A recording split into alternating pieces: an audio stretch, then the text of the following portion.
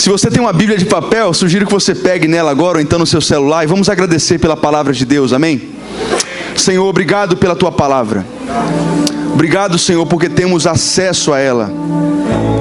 Obrigado porque num dia como esse, de chuva, um dia de frio, nós temos um lugar confortável, nós temos liberdade para nos reunirmos aqui nesse lugar e desfrutar da tua presença, Senhor.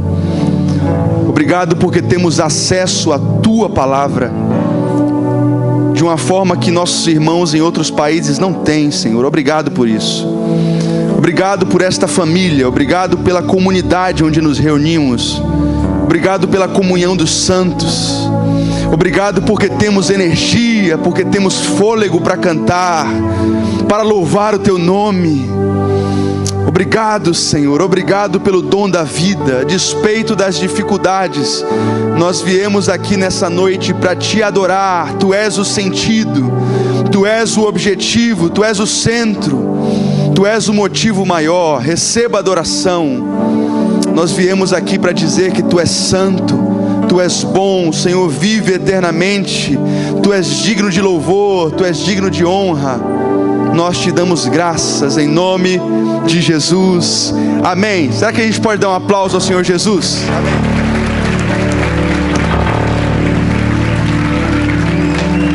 Amém. Eu queria nessa noite meditar um pouco na palavra de Deus com vocês, meus irmãos. Eu queria falar um pouco sobre sofrimento. E pode ser que no começo essa palavra pareça um pouco triste, mas eu garanto que a exposição à palavra de Deus e às santas escrituras vão fazer com que nós saiamos daqui nessa noite encorajados para viver na presença do Pai. E tenho certeza que a palavra de Deus vai renovar as tuas forças, porque a alegria do Senhor é a nossa força, amém? Eu queria falar um pouco sobre esse assunto. Recentemente estava lendo um livro de um rabino. Esse cara é muito interessante, ele é um rabino inteligentíssimo, um homem com a capacidade fantástica. O nome dele é Harold Kushner. Ele é um rabino que lidera uma sinagoga ali em Nova York, nos Estados Unidos. E é um escritor fantástico. Ele tem 2 livros que se tornaram, eu diria que até best-sellers. Um deles é Quando Tudo Não É o Bastante, e fala sobre a satisfação humana, sobre a forma como nós tentamos encontrar satisfação onde não deveríamos. E o segundo livro, que é o que eu queria falar sobre ele nessa noite, é um livro que ele escreveu chamado Quando Coisas Ruins Acontecem às Pessoas Boas. Quando coisas ruins acontecem a pessoas boas. E eu tive a oportunidade de conseguir o e-book essa semana desse livro. Estava me deleitando na forma como aquele homem, em meio à dor e sem acreditar como nós no Novo Testamento, no que chamamos de Novo Testamento, ele descobriu como entender a dor da forma correta. E ele escreveu esse livro numa das situações mais sofridas da sua vida. Ele passou por muita coisa ruim, mas talvez a situação de maior sofrimento da sua vida foi no momento em que ele teve um filho. Ele já não era tão jovem assim, e ele teve um filho já com uma certa idade. Eles oraram ao Senhor e Deus deu a oportunidade para eles de gerarem um filho. Eles colocaram o nome do filhinho Aaron. E o Aaron foi crescendo, mas no início da sua infância, eles descobriram uma notícia bem desagradável de que aquela criança possuía uma doença degenerativa, uma doença muito séria, que era incurável para a medicina, que fazia com que ele sofresse de envelhecimento precoce. E ao longo da sua infância, do início da sua puberdade, o Aaron foi sofrendo com muita dor, com muito sofrimento. E para terminar a história, quando Aaron tinha 14 anos, o rabino Kushner viu seu filho morrer no leito da dor, no leito do sofrimento, com uma aparência física, com o envelhecimento de um idoso de 60 anos. Anos de sofrimento, orando ao Senhor, vendo aquele filho gemer no leito, sofrer com aquela dor absurda, se questionando a respeito dos propósitos de Deus para toda aquela situação. E no final não houve cura. No final, a sentença de morte da medicina realmente se concretizou, e Deus não curou o menino. Aos 14 anos, faleceu, e foi um choque para o rabino Harold Kushner. E ele fala no livro que no auge da sua dor, ele falou para os seus amigos mais íntimos: sabe, eu já não sei se eu consigo ensinar o que eu passei a minha vida inteira ensinando, e eu também tampouco sei se eu mesmo creio naquilo que eu preguei a minha vida inteira. Sabe, o sofrimento é um dos enigmas mais difíceis de serem decifrados. Nós não estamos acostumados com isso, principalmente com o sofrimento da morte. E existem alguns sofrimentos que nós colocamos numa caixa onde eles são mais aceitáveis, vamos dizer assim. Apesar de a morte ainda ser algo completamente esquisito para nós, nós não nascemos para isso. Mas quando um filho sepulta o seu pai ou a sua mãe, nós julgamos que isso faz parte de algo natural, porque faz parte daquilo que nós chamamos de ciclo natural da vida, né? Então, às vezes, nós sepultamos pessoas mais antigas que nós, e apesar de haver sofrimento, é bem diferente quando esse sofrimento atinge pessoas que nós consideramos pessoas inocentes, né? E o rabino Kushner se viu nessa situação, então, em que ele teve que revisitar as suas convicções de fé, e ele teve que colocar a sua fé em xeque. A própria circunstância fez isso com ele, e ele então começou a se questionar onde estava Deus no momento da dor, o papel que Deus desempenha no momento em que uma catástrofe como essa acontece ao longo da nossa existência, e se nós realmente cremos no Deus que anunciamos crer. Eu não sei se você está aqui nesse auditório, eu não sei como é a sua vida. Alguns aqui eu até sei um pouco mais, mas eu não sei se alguém aqui já experimentou sofrimentos dessa forma. Sofrimentos que às vezes nos fazem questionar se de fato cremos, se de fato aquilo que pregamos é verdade para nós em primeiro lugar. Que eu queria falar um pouco sobre isso hoje, porque existem algumas explicações, inclusive à luz da palavra, e algumas delas são muito usadas por nós, principalmente na teoria, talvez não na prática, e principalmente quando o sofrimento está no outro, mas de fato são explicações bíblicas. Mas eu já adianto que nenhuma delas consegue suprir satisfatoriamente o entendimento de alguém que está no olho do furacão, no ciclone da dor. E eu queria falar um pouco sobre elas em primeiro lugar. A primeira explicação que nos vem à mente quando se trata de sofrimento é que o sofrimento é uma consequência das nossas ações. Uma consequência das nossas ações. Esse, inclusive, é o primeiro argumento que nós utilizamos quando olhamos para a dor do próximo. Ah, você está sofrendo? O que será que você fez para merecer isso? Todos nós temos esse costume de julgar dessa forma em uma primeira instância. Ah, você não está conseguindo engravidar? Sabe por quê? Foi por causa daquele aborto que você fez no passado. Seu casamento está destruído? Sabe por quê? Lembra o que você aprontou na sua juventude? Você lembra o que você fez lá? Agora está colhendo. Semeou o vento, colhe tempestade. Não é assim que vem à mente? Em primeiro lugar, é isso que vem. E realmente existe embasamento bíblico para isso, mas de fato, talvez esse seja um argumento que não se sustente por si só como uma explicação para todo o sofrimento humano. Mas vamos ver um texto bíblico que fala um pouco a respeito disso. O profeta Isaías, por exemplo. Eu queria abrir aqui na projeção para você. Se você quiser, não precisa abrir na tua Bíblia, mas eu queria abrir Isaías no capítulo 3, versículo 10. Será que a gente consegue botar aí? Olha só o que o profeta, reverberando a voz do Deus Todo-Poderoso, sendo um canal de comunicação do próprio Deus, ele fala para o povo de Israel: digam aos justos que tudo lhes irá bem, pois comerão do fruto das suas ações. Mas ai dos ímpios, pois tudo lhes irá mal, terão a retribuição pelo que fizeram as suas mãos. Então perceba que esse primeiro argumento, essa primeira explicação, encontra respaldo na Bíblia, porque a própria Bíblia está usando isso aqui para explicar que as nossas ações geram sim consequências. O justo comerá o fruto das suas boas ações e passará por consequências positivas. O ímpio, o homem impiedoso, o homem que pratica a impiedade, irá mal, será mal sucedido e colherá aquilo que plantou.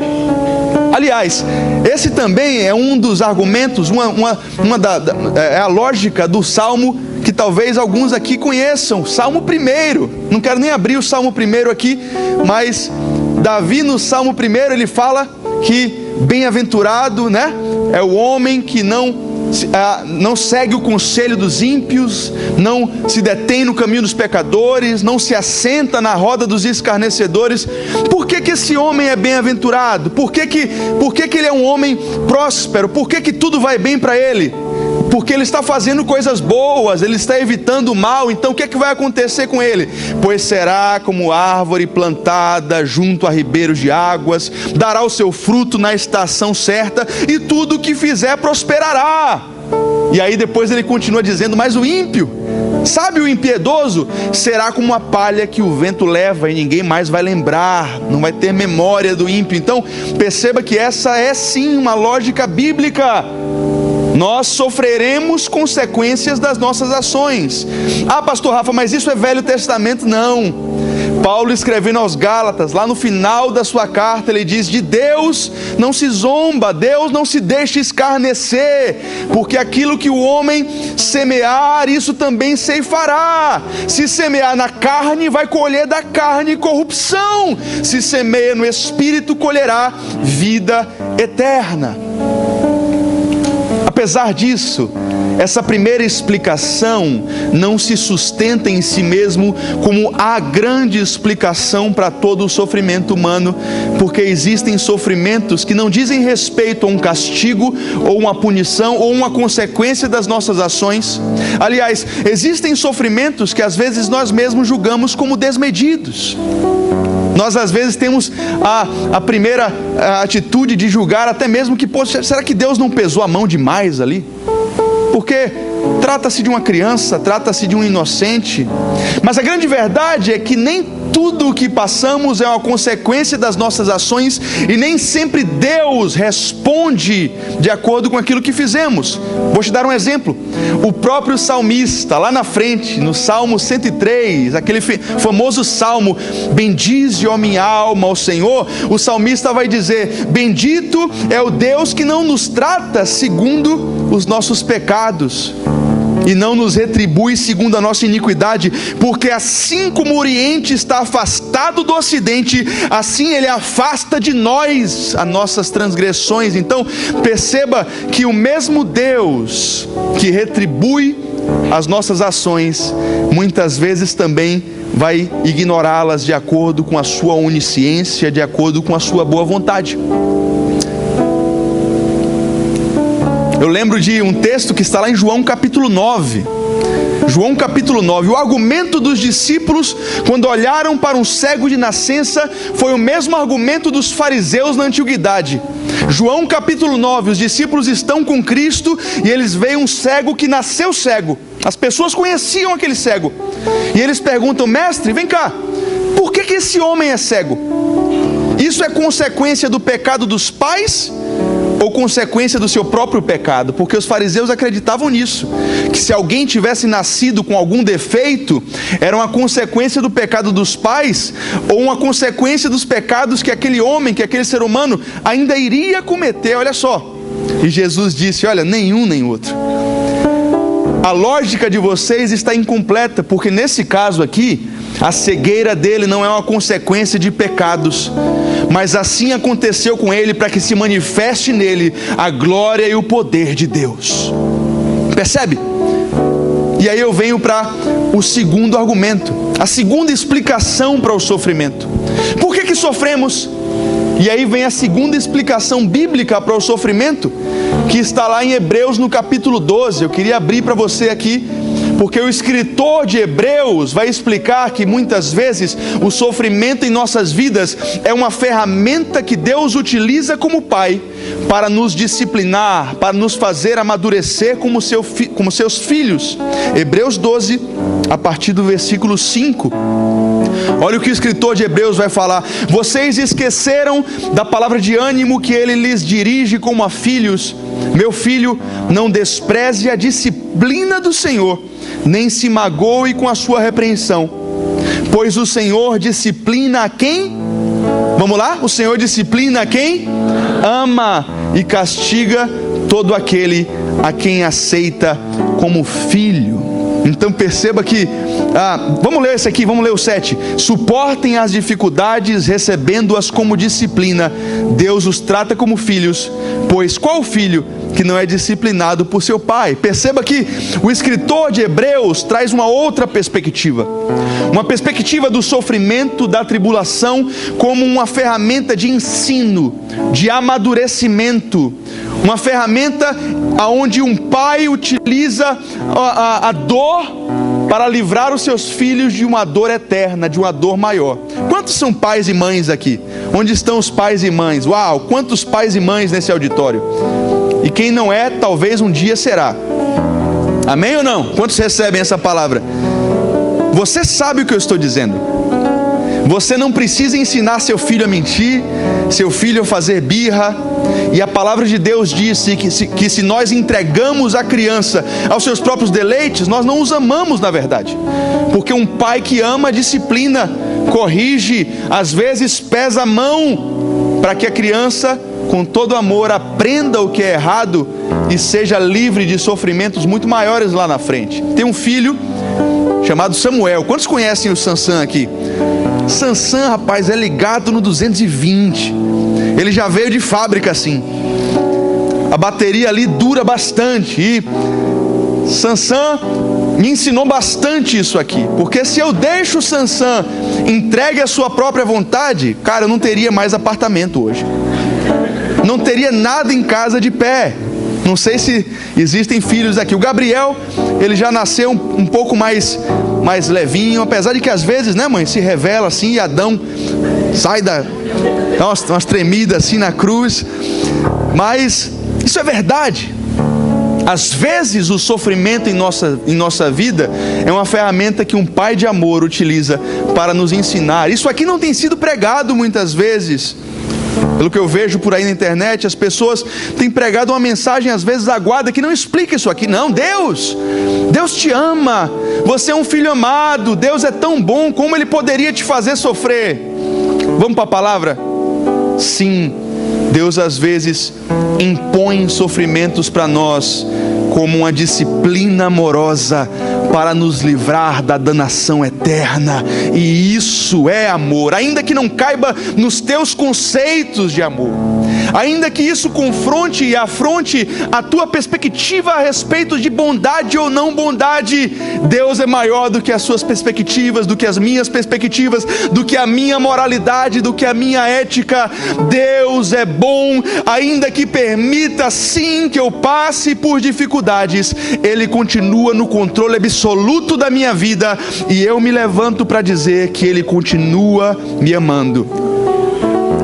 Isso na teoria é muito lindo, vai na prática agora. Essa é a segunda explicação. A primeira explicação seria o sofrimento como uma consequência para ações. A segunda explicação, o sofrimento como uma ferramenta de amadurecimento, uma ferramenta de disciplina, de ensino. E eu venho para a terceira, porque a própria palavra de Deus, pela voz do apóstolo Pedro, em sua primeira carta, vai nos explicar que muitas vezes o sofrimento pode ser chamado também de a prova da nossa fé, como o refinamento de um ouro. Vamos lá? 1 Pedro, capítulo 1, versículo 4. Vamos ver de que forma Pedro fala a respeito do sofrimento humano. Vou vir do 4 aqui porque talvez fique um pouco descontextualizado, mas eu acho que vai dar para entender. Para uma herança que jamais poderá perecer, macular-se ou perder o seu valor, herança guardada nos céus para vocês. Versículo 5, que mediante a fé são protegidos. Perceba que a mesma palavra que admite o sofrimento humano como algo vindo da parte do Senhor, também nos garante que estamos protegidos pelo poder de Deus até chegar à salvação prestes a ser revelada no fim dos tempos. Nisso vocês exultam, ainda que agora, por um pouco de tempo. Quando a gente está no meio da tribulação, não parece um pouco de tempo não, Pedro. Eu acho que tu escreveu um pouco errado aqui, mas se está na palavra nós cremos. Ainda que agora, por um pouco de tempo, devam ser entristecidos por todo tipo de provação. Para quê, Pedro? Para que essa tribulação? Para que esse sofrimento? Para que essa dificuldade? Assim acontece para que fique comprovado que a fé que vocês têm, muito mais valiosa que o ouro que perece, mesmo que refinado pelo fogo, é genuína e resultará em louvor, glória e honra quando Jesus Cristo for revelado. Muitos cristãos hoje em dia, quando leem algumas coisas na Bíblia, têm vontade de pular algumas páginas.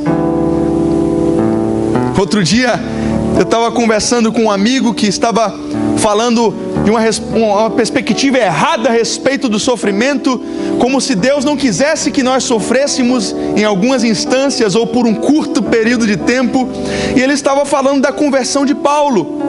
Eu disse: meu amigo, você foi citar logo Paulo, você caiu no arapuca aqui agora nessa argumentação comigo, porque você está falando de um cara que abriu mão de tudo e no final do seu ministério, depois de pregar para tantas nações e para nós gentios, estava numa cela fria, abandonado pelos seus melhores amigos.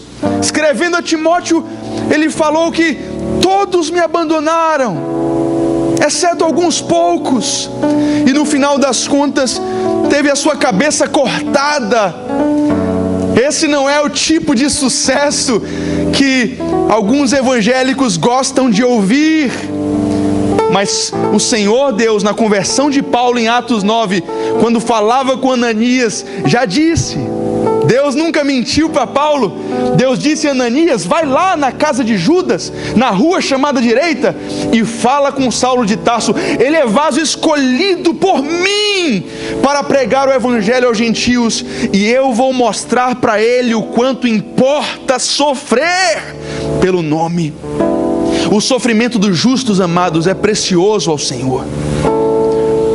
Você pode ter uma certa dificuldade de enxergar com essa perspectiva hoje, mas o que Pedro está dizendo é: amados, o nosso sofrimento parece grande, mas lá na frente, quando Cristo for revelado, nós vamos entender que não se compara com a eternidade.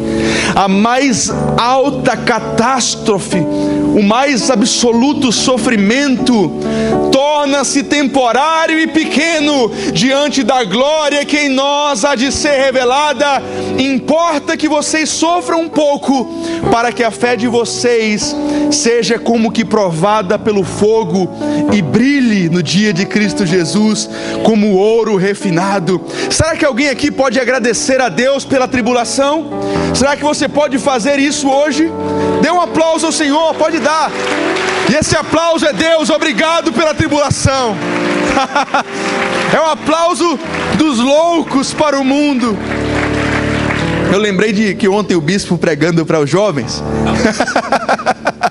falou que certa vez foram numa igreja com um pastor muito louco, e o pastor no púlpito disse mais ou menos assim: olha, você já tem muita bênção, muito milagre, muita prosperidade, agora levanta a mão aí que eu vou orar para vocês receberem tribulação. Receba aí, vai recebendo tribulação em nome de Jesus. E aí, eu não sei se o pessoal levantou muito a mão, não sei se era a igreja que você gostaria de entrar hoje à noite.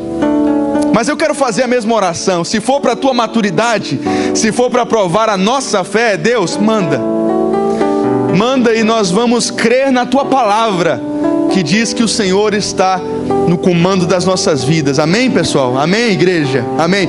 Quarta e última explicação para o sofrimento que talvez te edifique de alguma forma nessa noite.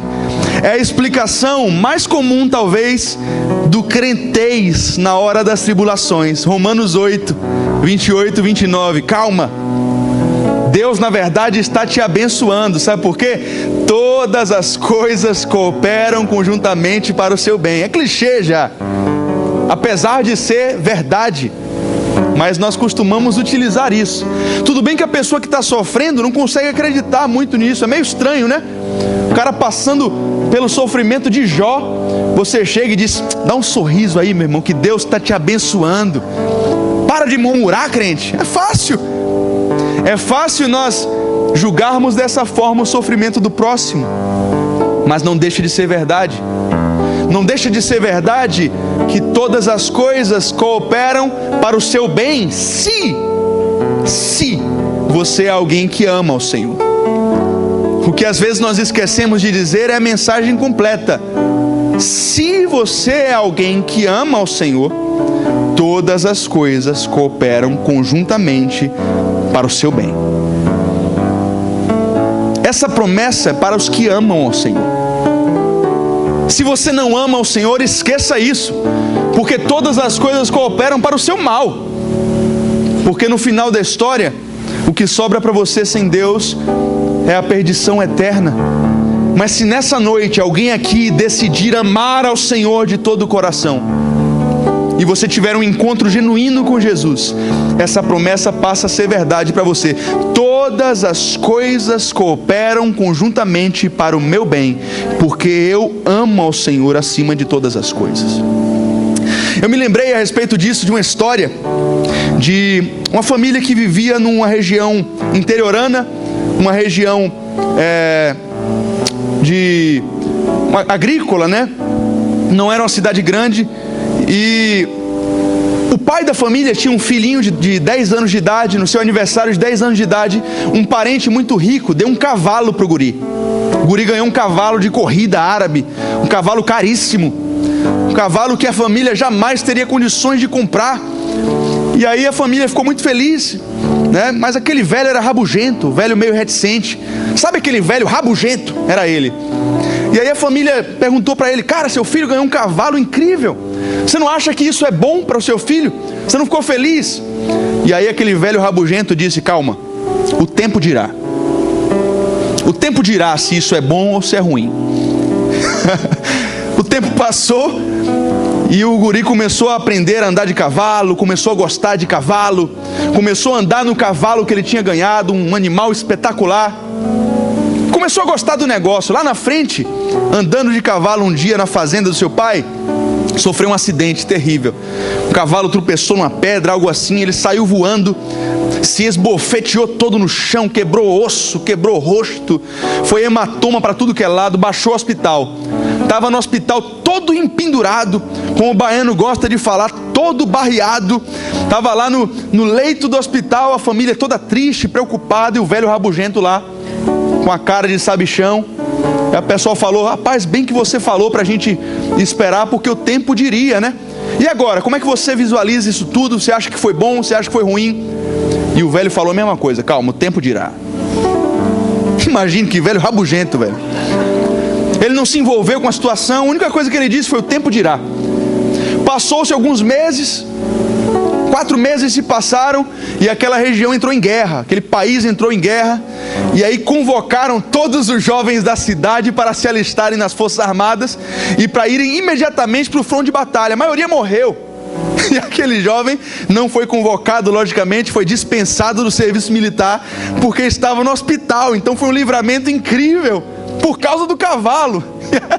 E aí, eu vou resumir a história, que eu nem me lembro o resto, mas a história era mais ou menos assim. Acontecia coisa ruim, coisa boa, e o velho dizendo: o tempo dirá. Muitas vezes nós tratamos a bondade de Deus e quem Ele é, baseado em nossas experiências, e isso é um grande problema. Deus é bom para você? Lógico que é bom. Olha o que Ele fez por mim. Olha o emprego incrível que Ele me deu. E por causa desse emprego incrível, Deus é bom. O grande problema disso é que no dia em que você perder seu emprego, Deus não vai ser bom para você, porque a tua definição de bondade do Pai está baseada em suas experiências e não na palavra. Não na palavra. Eu creio que Deus é bom porque a palavra dele diz que ele é bom, não por causa daquilo que eu vejo com os meus olhos carnais. Aliás, falando ainda de esse lance de todas as coisas cooperam, lembrei de uma outra história agora, de um cara que vivia ali na região serrana do Rio de Janeiro. Não sei quem já teve a oportunidade de ir naquela região, mas o pessoal tem o costume de subir a serra para ir até São Paulo, né? O pessoal pega a serra ali e vai até São Paulo. Aquela região costuma chover muito, e o cara tinha um carro que tinha acabado de comprar e foi assaltado. Levaram o carro dele, ele ficou triste, ficou desanimado. Tá vendo que Deus não é bom? E aí uma irmã bem crente chegou para ele: diga, calma, todas as coisas cooperam conjuntamente para o seu bem. Ele esperou um pouquinho. 1 hora depois, a gasolina do carro acabou. O ladrão deixou o carro no meio da serra, num lugar um pouco mais alto, e no mesmo momento começou a chover naquela cidade. Alagou tudo, foi carro boiando para tudo que era lado, gente morrendo, gente perdendo casa, morro desmoronando.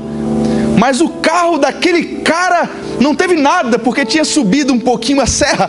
A chuva não conseguiu chegar lá. Ele disse aí, ó, todas as coisas cooperam conjuntamente para o meu bem. O problema disso, sabe o que é? É que na perspectiva dele, Deus matou a cidade inteira e todos os carros flutuaram, para que Deus pudesse provar a ele que o carro dele tinha ficado são e salvo, porque todas as coisas cooperavam para o seu bem. Então, perceba que muitas vezes nós cometemos uma grande falha ao basear a nossa fé em experiências e não naquilo que as Escrituras dizem ao respeito de Deus. Essas foram 4 explicações a respeito do sofrimento. Mas a grande verdade é que se você entrou aqui nessa noite passando por um sofrimento muito profundo, nenhuma dessas explicações vai consolar você. E escrevendo o seu livro, o Rabino Kushner, ele começa a, de certa forma, desconstruir todas essas explicações, porque na angústia e na dor ele se levantou e disse: nada disso, afinal de contas, vai trazer o meu filho de volta, nada disso vai fazer o meu sofrimento estancar, nada disso me satisfaz. E aí ele vai explicando algumas coisas, e chega no momento, talvez o momento mais lindo do livro. Ele culmina no momento em que ele se lembrou do Salmo 121.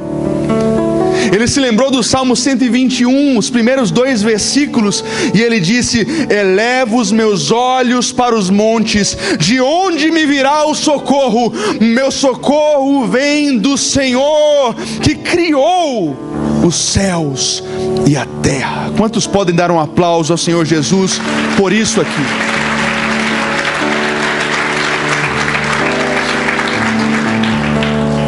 A grande verdade é que nessa noite eu não vim aqui numa tentativa de explicar a sua dor, porque o sofrimento e a angústia para nós sempre vão ser uma interrogação, e a forma como Deus gerencia isso tudo, enquanto estivermos nesse plano limitado, nessa mente limitada, sempre vai ser uma incógnita.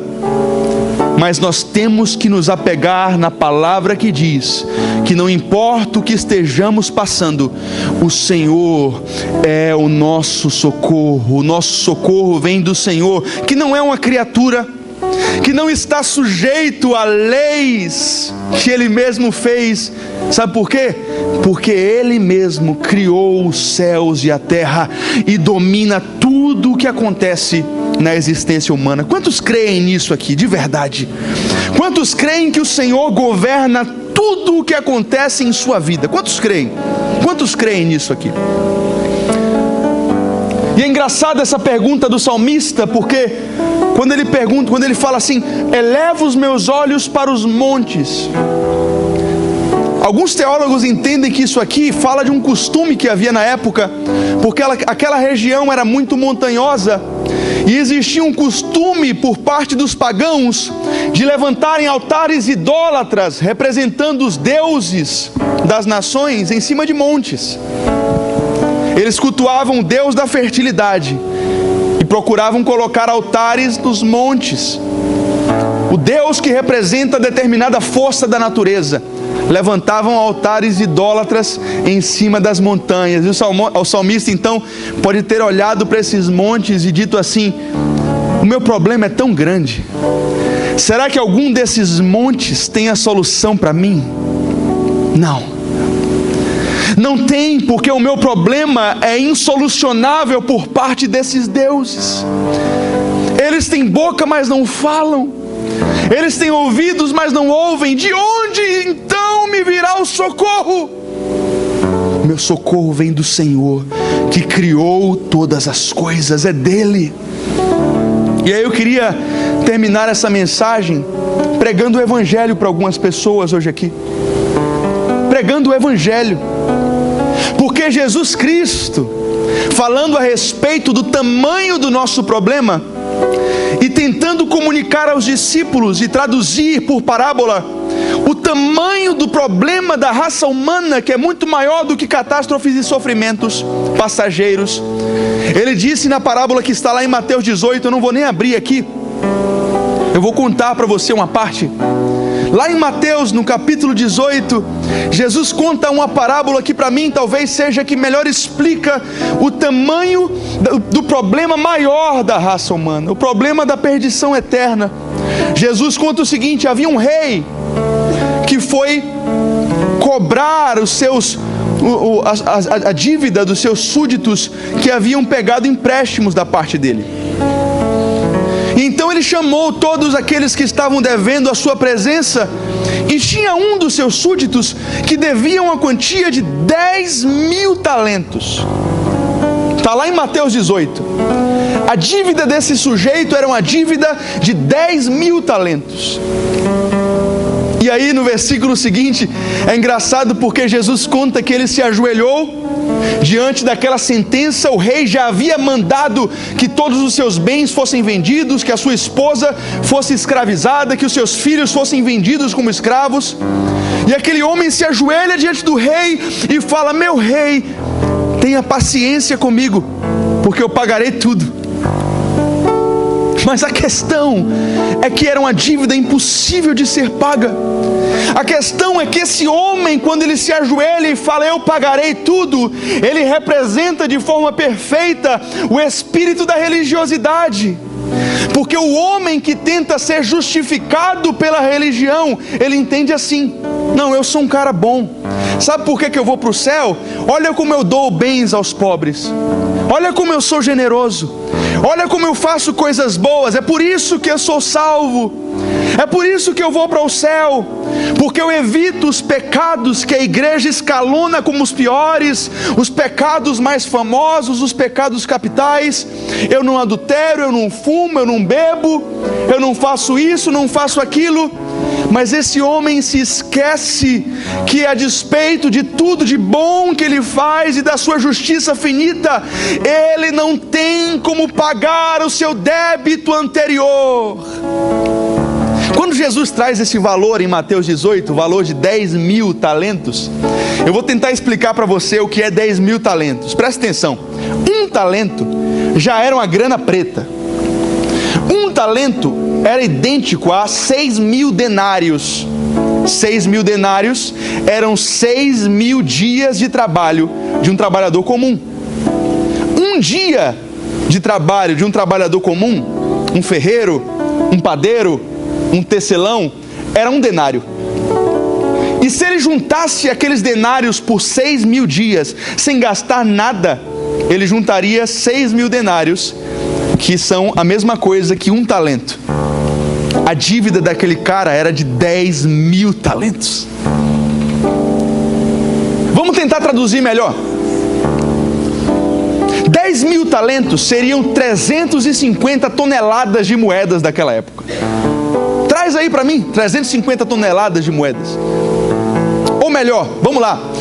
Se um denário é um dia de trabalho, vamos colocar um trabalhador brasileiro que ganha R$40 por dia, beleza? R$40 por dia, talvez chegue perto de um salário mínimo no final do mês, talvez até um pouco melhor. Mas coloque um trabalhador trabalhando a R$40 por dia e 40 reais significando um denário. Sabe quanto é 10 mil talentos? 2 bilhões, 500 milhões e um pouco mais do que 300 mil reais. O que Jesus está falando para nós era a respeito de uma dívida bilionária de alguém que não tinha nada para pagar. O que Jesus está explicando para nós é: você não pode resolver o seu problema, você não tem condições de pagar. Vamos lá, gente, todo mundo aqui talvez já tenha ficado endividado alguma vez na vida. Nós somos brasileiros, os brasileiros têm um índice altíssimo de pessoas que devem cartão de crédito ou que já se embolaram com faturas. Nós estamos acostumados com isso. Dívidas de 500, dívidas de 800, dívidas de 1.000, de 2.000. Imagina você devendo 2 bilhões e 500 milhões de reais. O que Jesus está dizendo para nós é que a dívida de um pecador diante do Rei Supremo é impagável. Um pecador não pode pagar. O pecador não pode resolver o problema da ira de Deus. Da ira de Deus. Porque deixa eu te falar uma coisa que talvez vá te assustar nessa noite. E eu queria falar sobre o ódio de Deus. Porque sim, Deus é amor. Sim, Deus é justo. Sim, Deus é um Deus bondoso, paciente, compassivo, benigno. Mas Ele é um Deus que também odeia o pecado. E a grande verdade é que um dia esse ódio vai recair sobre os pecadores de uma forma assustadora. As pessoas têm medo do inferno. As pessoas têm medo de Satanás. Mas deixa eu falar uma coisa para você: o livramento da graça é muito maior do que o livramento de Satanás. Deus nos livrou de algo muito pior do que Satanás, porque o próprio Satanás, assim como o pecador, está condenado e ele sabe disso. A graça nos livra de algo muito pior do que o inferno. As pessoas costumam ver o inferno como um império de Satanás, como se o império fosse um castelo que Satanás governa e vai ser assim para toda a eternidade. Satanás tem medo do inferno. Satanás treme de medo do inferno, porque ele sabe que o inferno está eternamente cheio da presença e da ira e da condenação de Deus, porque faz parte da sua natureza odiar o pecado. Como, Rafa? Como Deus pode odiar algo? Eu vou te explicar. É fácil. Se você ama bebês, você consequentemente vai odiar o aborto. Sim ou não? Se você ama a justiça, você necessariamente vai odiar a corrupção. Se você ama a fidelidade, necessariamente você vai odiar a infidelidade. Então eu queria te dizer nessa noite que no momento em que Deus nos livrou através do sacrifício de Cristo Jesus, o maior livramento que Ele nos deu foi o livramento dEle mesmo e da sua ira. Cristo Jesus no alto do Calvário, sofrendo por nós, é Deus dizendo: eu me identifico com o sofrimento de vocês, e eu estou tomando o cálice da minha própria ira, porque eu não posso negar a mim mesmo, mas eu estou tomando isso para que vocês não tenham que tomar. É por isso que se nessa noite tiver alguém entre nós que genuinamente se arrepender dos seus pecados e disser: Senhor, eu creio no seu sacrifício, você tem a vida eterna, porque Ele pagou o preço que era nosso, Ele provou o cálice que era nosso. Eleva os meus olhos para os montes, mas nessa noite eu queria te encorajar a elevar os teus olhos para o Monte Calvário, onde Deus, sabendo do nosso sofrimento, da nossa angústia e das nossas aflições, sabendo de toda a depravação que o pecado gerou, transformando o mundo num lugar de acidentes, de caos, de sangue e de enfermidades, Ele disse: eu vou lá. O Verbo se fez carne, o Criador se fez criatura, Ele veio para uma carne como essa, que adoece, que corrompe, que rasga, que sangra. E no alto do Monte Calvário Ele deu o brado que nos livrou da ira do próprio Deus. Está consumado. Aquele que crê na minha obra está livre, e ganharam o direito de serem chamados filhos. Esses dias eu estava lendo um dos sermões mais conhecidos da história, Pecadores nas mãos de um Deus irado. Uma pregação muito louca que o Jonathan Edwards fez na sua época. E relatos contam que enquanto ele pregava esse sermão, as pessoas se agarravam nas pilastras do templo dizendo socorro, como se Deus fosse abrir um buraco no chão e a ira do Senhor fosse consumi-los naquele exato momento. E os pecadores se arrependiam em prantos, dizendo: Deus, salva-nos da nossa iniquidade. E pecadores criam na obra consumada de Cristo Jesus. Eu vim aqui nessa noite para dizer para você que nenhum sofrimento que possamos passar se compara ao sofrimento do Messias na cruz. Nós não vimos tudo que Ele fez. Ele foi lá embaixo.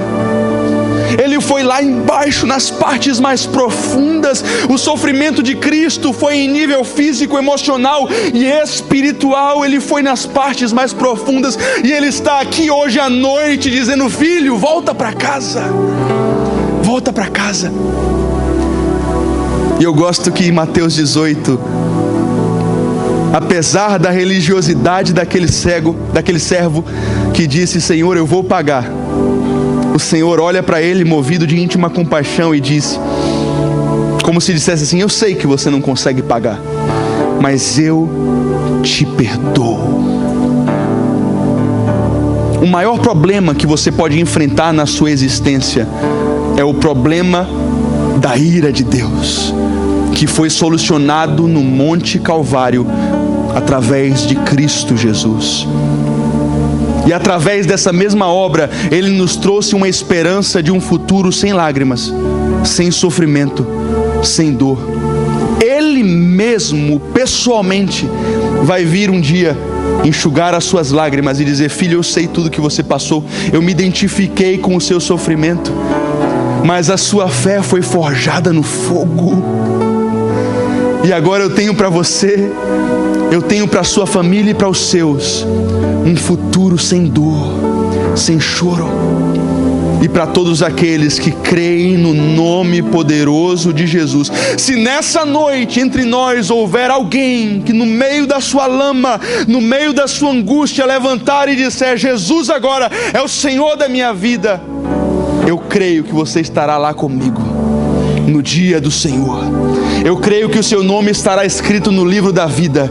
E não importam as nossas leves e momentâneas tribulações, nada disso se compara com o peso da glória que em nós há de ser revelado. Sabe como eu quero acabar essa meditação? A Bíblia não diz que Deus é angústia. A Bíblia não diz que Deus é sofrimento. A Bíblia não diz que Deus é tribulação. Mas o salmista no Salmo 46 disse algo interessante: Deus é o nosso refúgio e fortaleza, socorro bem presente na hora da angústia. Deus é socorro para você. Deus é socorro para você. Salomão, lá em Provérbios, acho que no capítulo 18, se não estou enganado, lá no versículo 10 mais ou menos, ele falou: castelo forte, torre forte é o nome do Senhor. Para lá o justo corre no dia da aflição e é recebido, está seguro. Você está no dia da aflição, meu amado? Você está no dia da tribulação? Eu queria convidar todos agora a ficarem de pé. Eu quero orar por vocês. Eu quero orar por pessoas que estão passando por uma situação de sofrimento extremo. Eu quero orar por pessoas que vieram aqui no ápice da dor. Eu quero orar por você, até mesmo por você que nessa noite pode dizer assim: eu estou bem, eu estou bem, está tudo bem, minha família está bem, meus filhos têm paz, meus planos estão dando certo. Não é profetizando coisa ruim não, meu amado, mas eu sei que existe um dia mau, e a minha oração vai ser para que no dia mau você se lembre que Deus continua no controle da sua vida. Torre forte é o nome do Senhor. Torre forte é o nome do Senhor. Castelo forte é o nome do Senhor. Salmo 46, o Senhor é socorro bem presente na hora da angústia.